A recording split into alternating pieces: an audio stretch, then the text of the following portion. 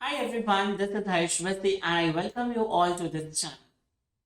Now on this channel that is Learn with Life, we were doing carbon and its compounds.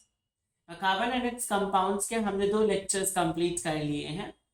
And this is the third lecture and today we are going to focus on the organic compounds, the nomenclature and all those things.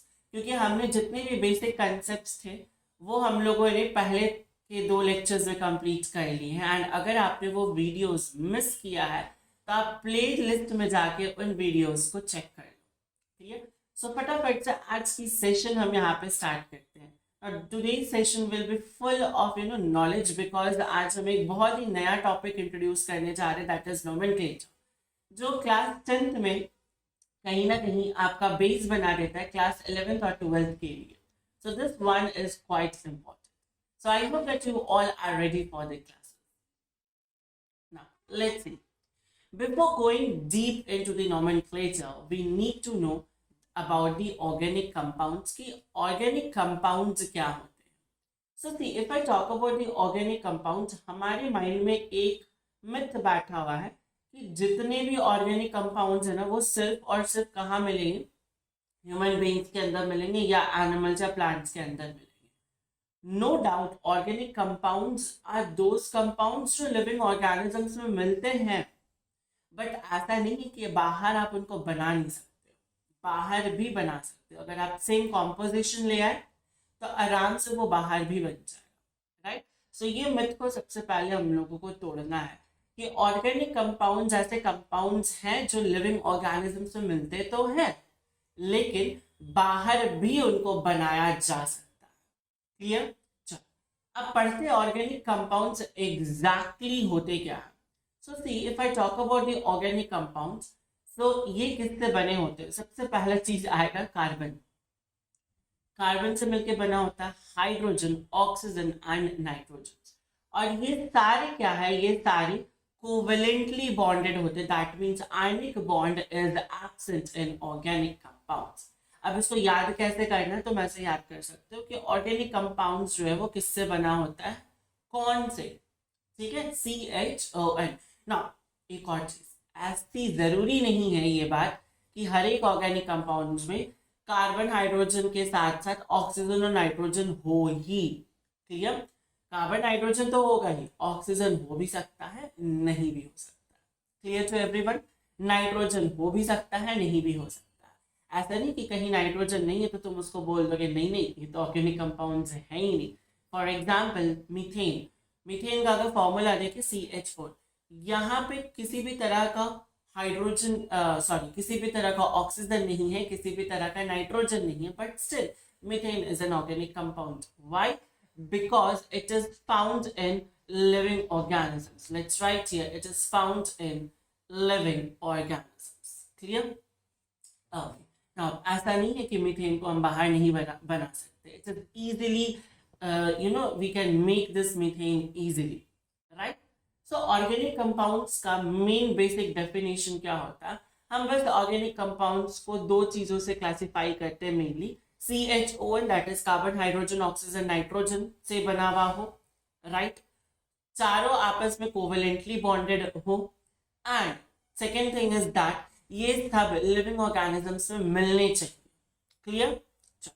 There are some compounds जिसमें carbon होता है but वो inorganic होता है. For example carbides, carbonates, cyanides. Why? Because इनमें कहीं ना कहीं आयनिक बॉन्ड आ जाता है. Clear to each and every one of you? So organic compound जो होते क्या है, आई थिंक सो वो तुम्हें क्लियर हो गई होगी. Now let's move on. अगला यहाँ पे हम बेसिक टर्मिनोलॉजीज देखेंगे सैचुरेटेड एंड अनसैचुरेटेड कंपाउंड्स के बारे में. थोड़ी देर के लिए हम ये सारी चीजों को इथाइन, इथाइन और जो भी चीजें लिखी हुई है उन सब को हम क्या करते हैं? इग्नोर कर लेते हैं.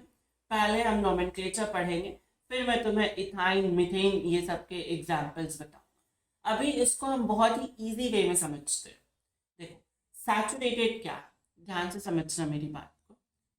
वर्ड पकड़ो और वर्ड का मीनिंग ढूंढो, तुम्हें केमिस्ट्री, बायोलॉजी, फिजिक्स सब समझ में आ जाएगा. सैचुरेट हो गया, मैं पढ़ाते पढ़ाते सैचुरेट हो गया. या मान लो मैं पढ़ते पढ़ते सैचुरेट हो गया. Let's suppose I was doing lots of hard work from the morning, now I am saturated. That means अब तुम्हारे पास जगह नहीं बचा, अब तुम्हारे पास क्षमता नहीं बचा है काम करने के लिए. उसी तरह से अगर मैं सैचुरेटेड कंपाउंड्स के बारे में बात करूँ तो बिल्कुल ध्यान से समझना. मान लो ये 2 कार्बन मैंने लिया.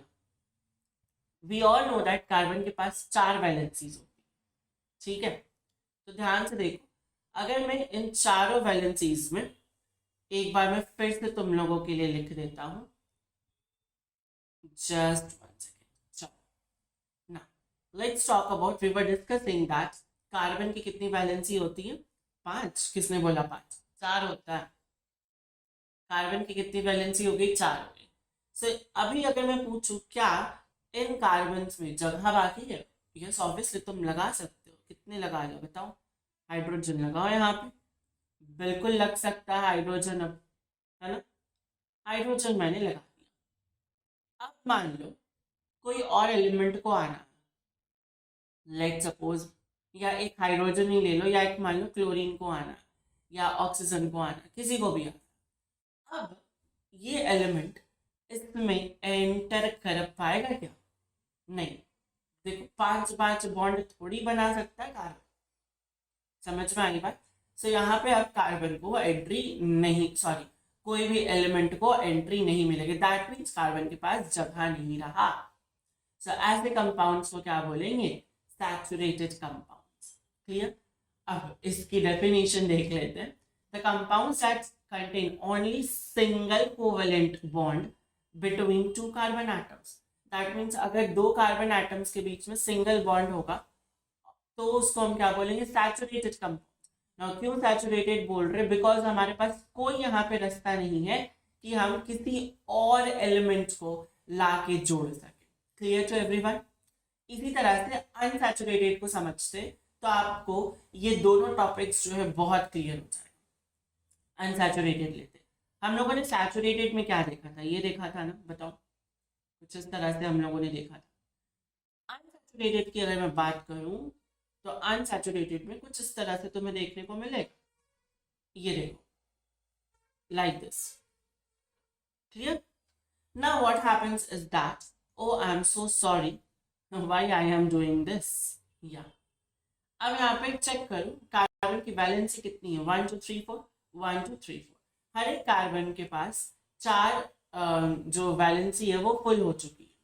बट अभी भी हमारे पास एक ऑप्शन क्या है यहाँ पे? अगर मान लो कोई भी एलिमेंट आता है, जैसे मान लो क्लोरीन या मान लो ऑक्सीजन, ठीक है, या कुछ भी मान लो, जैसे मान लो कि कोई भी आर ग्रुप आ जाता है, अभी भी मेरे पास ऑप्शन है कि मैं इसको जोड़ सकता हूँ. इसमें कैसे जोड़ सकता हूँ? बिल्कुल ध्यान से समझना.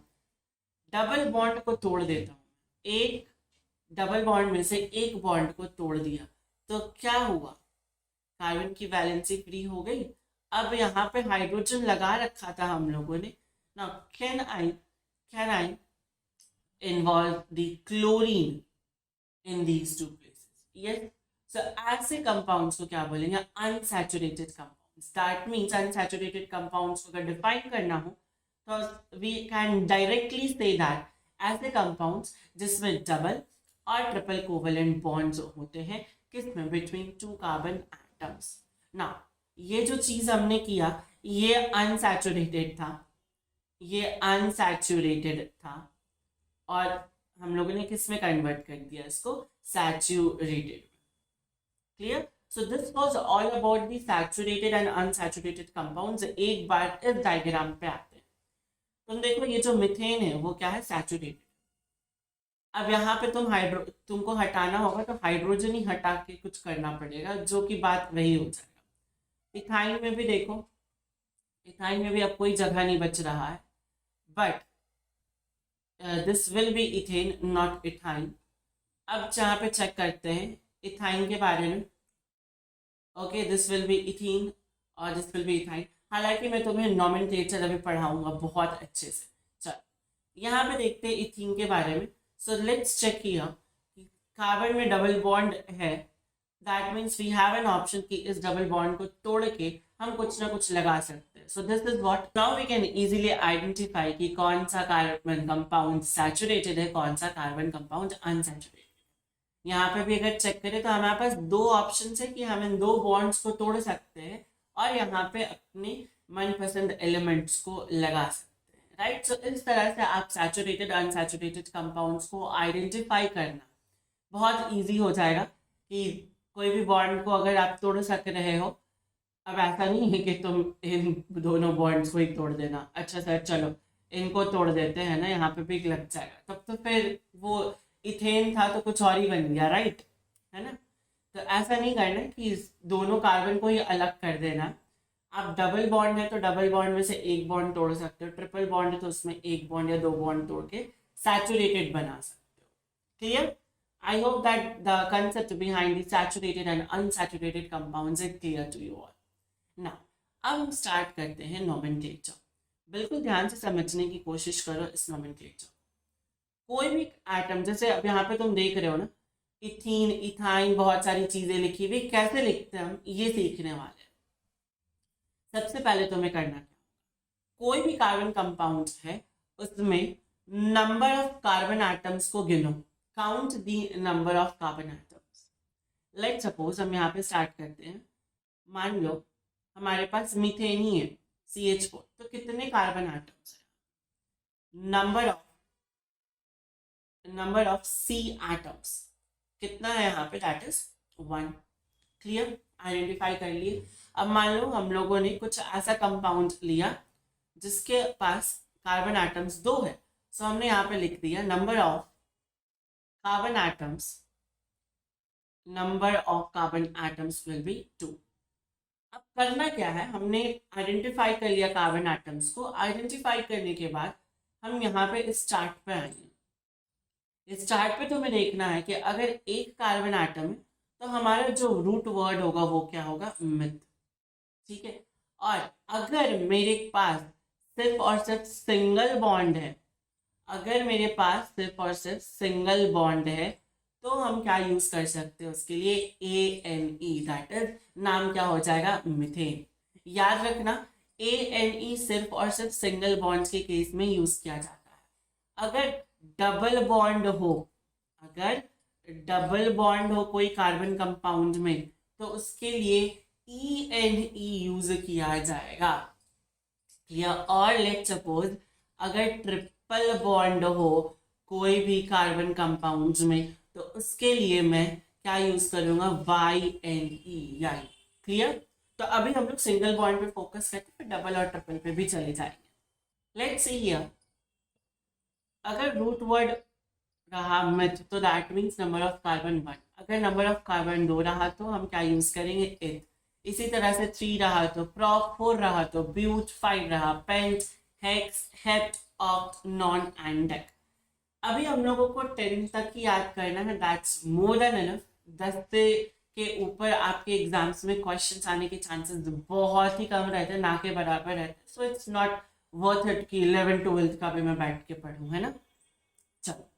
सो अब हम लोग थोड़ी सी और मेहनत करके नोमेनक्लेचर में फर्स्ट स्टेप सीखते हैं. लेट सपोज मैं तुम्हें कोई भी एक कंपाउंड देता हूँ लाइक दिस. ठीक है. ये मान लो एक कंपाउंड है. अब क्या करना है तुम्हें, सबसे पहले मुझे बताओ फटाफट से, कार्बन कंपाउंड्स तुमने देखा, तुम्हें नामकरण करना है इसका. Very first thing is that identify the number of carbon atoms. कितने कार्बन है, 3 कार्बन एटम. राइट. नहीं दिख रहा है क्या 3 कार्बन एटम, अरे देखो 1 2 3, यस और नो. चल. अब 3 कार्बन एटम है तो फिर तुम भाग भाग के इस चार्ट पर आओ. जैसे ही तुम भाग भाग के इस चार्ट पर आए तो तुम्हें पता चला कि अच्छा 3 कार्बन है तो हमें कौन सा वर्ड रूट यूज करना पड़ेगा, प्रॉप. तो चलो फिर मैं यहाँ पे प्रॉप लिख देता हूँ. अब फिर तुम्हें ऐसा अधूरा सा लग रहा है ना, प्रॉप आगे भी कुछ होना चाहिए. फिर तुमने देखा डबल बॉन्ड है, सिंगल बॉन्ड है या ट्रिपल बॉन्ड है. तो यहाँ पे तुमने देखा कि सिंगल बॉन्ड है. अगर सिंगल बॉन्ड है तो मैं चुपचाप क्या लगा दूंगा, एन लगा दूंगा. हो गया ना. इस कंपाउंड का नाम क्या हो गया, propane. This is so easy guys, it's really very easy. ठीक है. चलो ना. अब अभी जो हम लोगों ने देखा था वहां पे कोई भी फंक्शनल ग्रुप नहीं था, सिर्फ कार्बन था और हाइड्रोजन था। अगर कोई फंक्शनल ग्रुप लगा दिया जाता है तो फिर क्या करना है, फिर कैसे नामकरण करेंगे। सो देखो, in case a functional group is present, it is indicated in the name of the compound with either a prefix or suffix. अब prefix क्या होता है पहले, suffix क्या होता है बाद में। अगर कोई भी कार्बन कंपाउंड्स में फंक्शनल ग्रुप प्रेजेंट हो, now the question arises that sir ये फंक्शनल ग्रुप क्या है और कौन कौन से हैं। तो ये देखो, if I talk about these functional group, so कुछ फंक्शनल ग्रुप्स के नाम यहाँ पे इस टेबल पे दे रखे हैं। जैसे मान लो कि यहाँ पे अगर क्लोरीन आ गया तो ये क्लोरीन क्या है, एक फंक्शनल ग्रुप है। अगर क्लोरीन आ गया तो हम प्रेफिक्स यूज करेंगे उसके लिए क्लोरो। अगर ब्रोमीन आ गया तो हम प्रेफिक्स यूज करेंगे ब्रोमो। ठीक है, नेक्स्ट लेट सपोज दैट यहाँ पे आ गया अल्कोहल। ठीक है, सो उस अल्कोहल के लिए हम सफिक्स यूज करेंगे OL। क्लियर, इस तरह से ये पूरी चार्ट को अभी हम चेक करेंगे। सबसे पहले नॉमेनक्लेचर पे आते हैं। मान लो प्रॉप को ही लेते हैं, ठीक है, प्रोपेन को ही लिया हम लोगों ने। हाइड्रोजन हाइड्रोजन लगा लगा के हम थक गए थे, सो मुझे क्या मन किया यहाँ पे OH लगा। अभी तक तुम्हें पता था इसका नाम क्या था, प्रोपेन, राइट। इसका नाम क्या था, प्रोपेन। लेकिन यहाँ पे कौन आ गया, यहाँ पे तुम्हारा काम बिगाड़ने के लिए ये OH आ गए। अब अगर OH आ गए हैं तो इसका भी नेमिंग करना पड़ेगा, और इसका नेमिंग करने के लिए हमें फंक्शनल ग्रुप वाली चार्ट की हेल्प लेनी पड़ेगी। तो चलो चलते हैं। तो हम फंक्शनल ग्रुप देख लिए, यहाँ पे कौन सा फंक्शनल ग्रुप है, OH। अब OH के पीछे भागो, देखो ये OH है। OH के आगे, अच्छा यहाँ पे भी प्रोपेनॉल लिखा हुआ है, दैट्स वेरी गुड। यहाँ पे सफिक्स देखो क्या लगाना, OL। ठीक है, सफिक्स क्या लगाओगे, OL। सो आ जाओ वापस, इसका नाम क्या हो जाएगा, प्रोपेनल। ठीक है, प्रोपेनल ना। अब क्वेश्चन ये राइज होता है, सर यहाँ का ई कहाँ चला गया। सो जब भी अगर दो वॉवल्स आपस में ऐसे रहेंगे ना तो इस वाले वॉवल को तुम हटा दो। ठीक है, चलो ना, if the name of the functional group is to be given as a suffix and the suffix of the functional group begins with the vowel that is A, E, I, O, U, then the name of the carbon chain is modified by deleting final E and adding the appropriate suffix. ठीक है, ये तो बहुत ही common सा rule है, ये तुम लोग बिल्कुल इजीली याद रख पाओगे। चलो अब बाकी को भी देख लेते ना। सबसे बड़ा बात है, सर ये टेबल याद कैसे करेंगे, हमसे याद नहीं होगा। याद करवाता हूँ मैं। अल्कोहल लास्ट में क्या रहा, OL, सफिक्स क्या हो जाएगा, OL। Aldehyde, aldehyde AL। Ketone ONE। Carboxylic acid, oic acid. ये बड़ा मजा आता है ना बोलने में भी, ओइक एसिड। सो कार्बोक्सिलिक एसिड का तो तुम भूल ही नहीं सकते हो। एल्कीन्स आया तो ENE, अल्काइंस आया तो YNE। इट्स वेरी इजी, है ना। अल्कोहल का OL ले लो, एल्डिहाइड का AL ले लो, कीटोन का 1 ले लो, इसका ओइक एसिड, इन और आइंस, खत्म, याद तो हो गया। और हैलो एल्केन्स जो है वो पीछे ना लग के आगे लग जाता है, दैट इज क्लोरो और ब्रोम। क्लियर, तुरंत याद हो जाएंगी ऐसे ऐसे चार्ट्स जो है तुमको तुरंत तुरंत याद हो सकती हैं। बिल्कुल ध्यान से अगर तुम एक बार पढ़ोगे इसको, एक बार में भले याद ना हो, 2 बार 3 बार पढ़ो, नहीं याद हो रहा है लिख लो कहीं पे और उसको अपने रूम के वॉल पे स्टिक कर दो, देखो कैसे नहीं याद होता। अगर तुम्हारी ऑर्गेनिक इस लेवल पे स्ट्रांग होगी ना, जब तुम 11th और 12th में केमिस्ट्री लोगे, so you will feel like कि अच्छा ये तो मुझे आता था, ये बहुत इजी है। यहाँ पे अगर बेसिक्स क्लियर नहीं हुए तो 11th और 12th में जाके तुम्हें पहले बेसिक्स क्लियर करने पड़ेंगे, उसके बाद फिर तुम 11th एंड 12th के क्वेश्चंस और कंसेप्ट समझ पाओगे, right. So make sure that यहीं पे इस कंसेप्ट को क्लियर करके जाना है। अगर तुम्हें कोई भी डाउट आ रही हो इस कंसेप्ट में, क्या करना है तुम्हें, you have to mention it in the comment section. I will personally see those comment sections and reply you all. Okay, that's a promise. Now you can also do one thing, that you can join the Telegram channel of this official Learn with Life channel. The link is given in the description box. Now let's move on. Let's see. हम लोगों ने तो ये देख ही लिया, अगर carbon chain unsaturated रहा तो then the final ane in the name of the carbon chain is substituted by ene or ine. इन कब लगाएंगे? जब डबल बॉन्ड होगा. आइन कब लगाएंगे? जब ट्रिपल बॉन्ड होगा ना. यहां तक चीजें हम लोगों ने समझ लिया है. अब टाइम है क्वेश्चंस करने का. Let's solve few of the questions so that कि ये वाले जो कंसेप्ट है आपके क्रिस्टल क्लियर हो जाएंगे. सबसे पहले हम स्टार्ट करते हैं बहुत ही इजी से. लेट्स सी, यहाँ पे हम स्टार्ट करते हैं. I am going to give you a very easy question. It is the easiest question.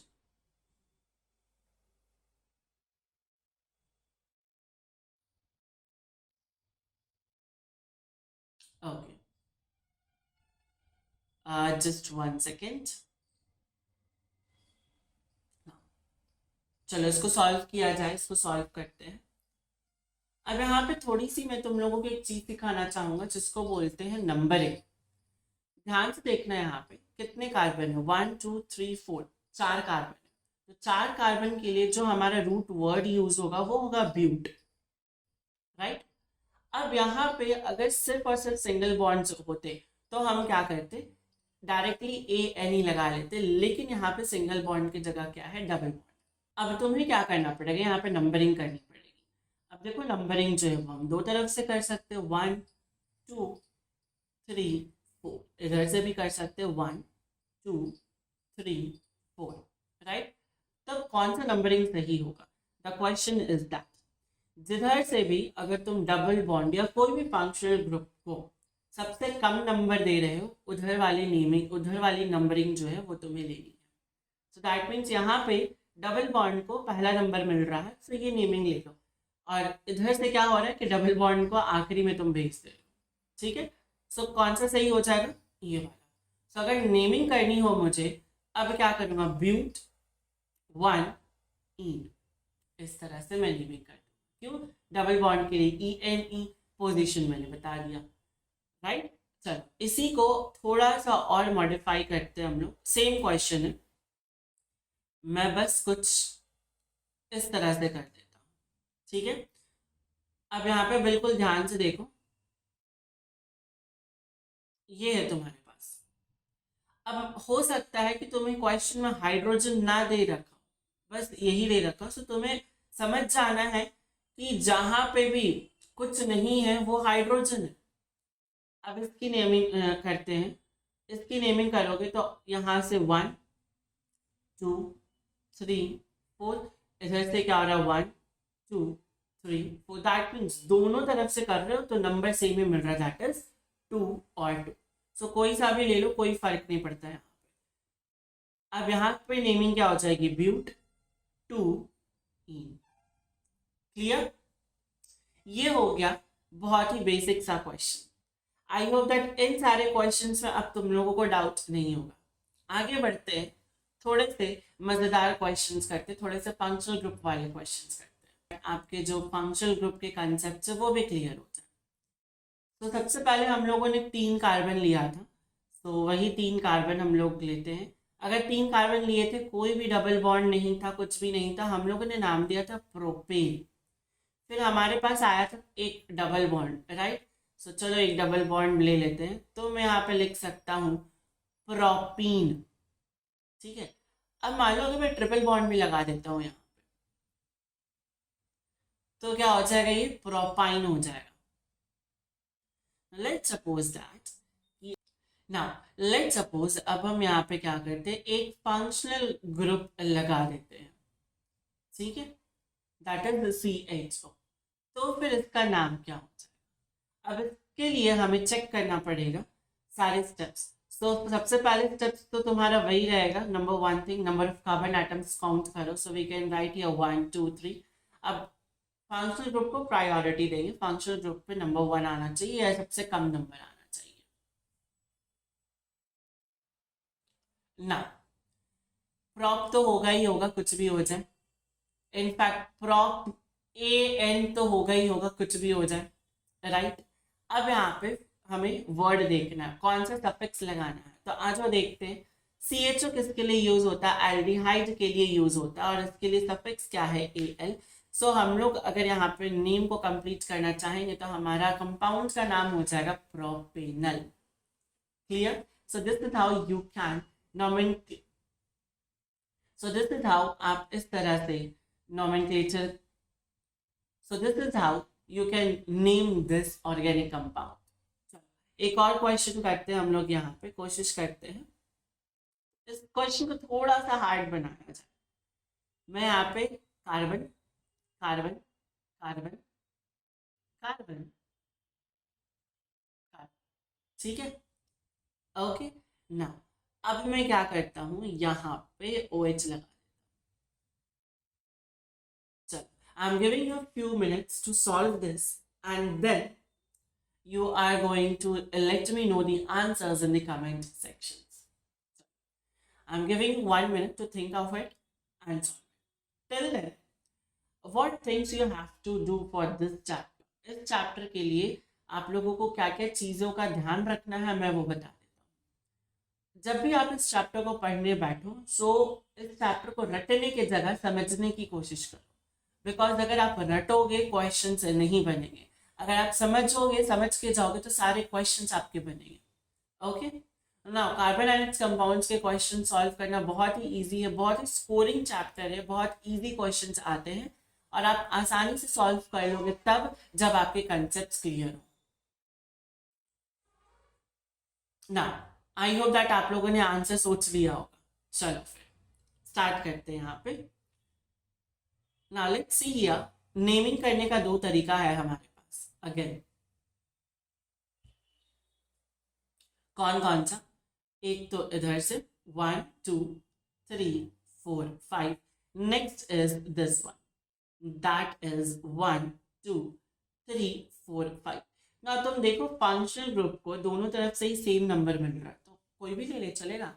नहीं, तुम डबल बॉन्ड को तो भूल के, डबल बॉन्ड को सबसे कम नंबर कब मिल रहा है? जब हम लोग यहाँ पे राइट हैंड साइड से नेमिंग कर रहे हैं, तो हम इस वाले नंबर को क्या करेंगे? कंफर्म कर लेंगे।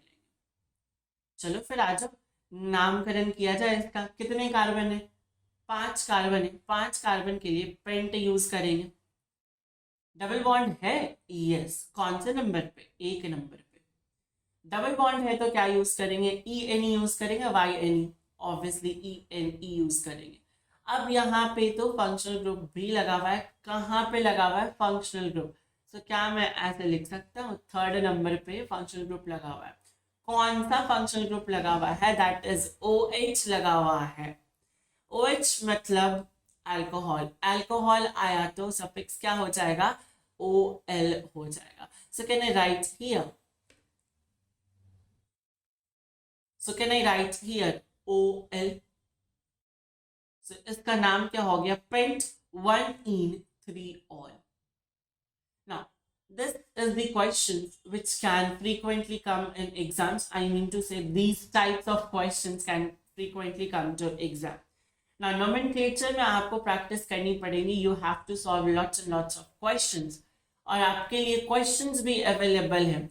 आप अगर देखो तो आपके डिस्क्रिप्शन लिंक में एक बुक की लिंक दे रखी है, वहां पे बहुत सारे क्वेश्चंस आपको मिल जाएंगे इस पर्टिकुलर चैप्टर के ऊपर। इनफैक्ट सभी चैप्टर्स के अवेलेबल है, बट इस चैप्टर में नोमेनक्लेचर के क्वेश्चंस काफी दे रखे हैं। So do try these questions. I hope that आज के सेशन में जितने भी कंसेप्ट है आपने उसको क्रिस्टल क्लियर समझ लिया हो। बट अब क्या करना है? कंसेप्ट समझने के बाद we have to make short notes.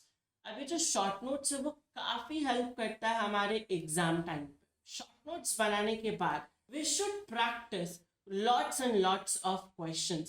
ना यहाँ पे questions का quantity matter नहीं करता, questions की quality matter करता है। And finally, we don't have to neglect the practical based questions, right? Chemistry is all about the practical, chemistry में बहुत सारे reactions होते हैं, तो practical based questions exams में बहुत आते हैं। So now, if I talk about ये सारी चीज आप लोगों को करनी है तो बहुत टाइम लग जाएगा हर एक चैप्टर्स के लिए, बिकॉज आई कंप्लीटली अंडरस्टैंड हमारे पास बहुत सारे subject. So to make this easy for you, what I have brought is that 3 best books for the chemistry. Yes, you heard it right, सबसे पहले अगर मैं इस बुक के बारे में बात करूं, so this book contains the summary with tips and tricks so that कि आप सारे चैप्टर्स को एक कंसाइज मैनर में फटाफट से रिवाइज कर सको। इसमें बहुत सारे टिप्स मिलेंगे, बहुत सारे ट्रिक्स मिलेंगे।